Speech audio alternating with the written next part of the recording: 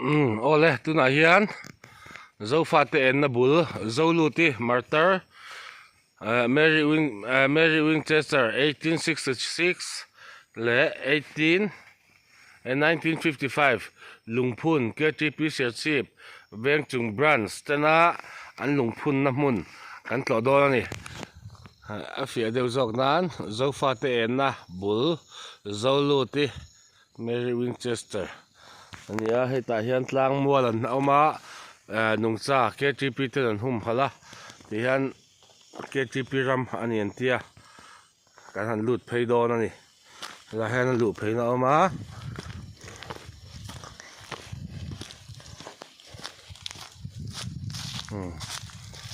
heta hian hei an notify khop me khila hian waiting shed awma hei helai hi sin ne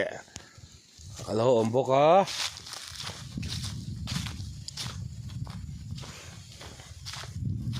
ti hian hei ngo vek ani thing hnuai an hum hal vek ani hei ti hian an han vong fai em a an nuam khop mai a hmun a thovenga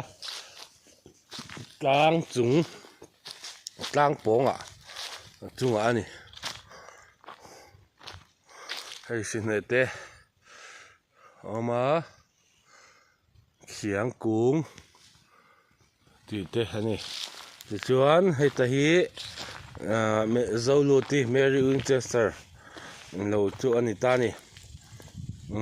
en zia ka hi kan han chia range zo fa te en na bul zo lu ti Mary Winchester ni som ni pathum thakhat sa kha zariat som sari pakhata man ania man tu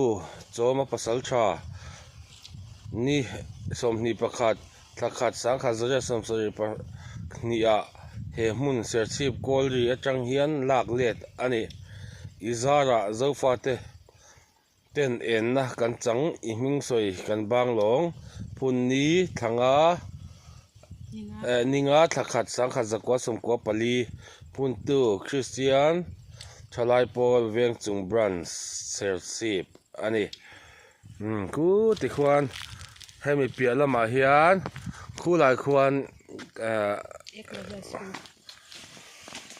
kan zoom dewanga a hmu thei turin khu la ya mi ku Eglevia school a pia so na la om le a ma se kan vala lowanga kan vakal lowang chu da chuan alani ram a hnuaya ti hian ram hnuai vek ani helai zong zong hi a hnuam a hmun hi nuam tap a thoveng a ha dam thak nun mo KTP ram ania helai hi an hum hal tat me ram sa le nungcha te le thing an hum hal tat mai ni ti hian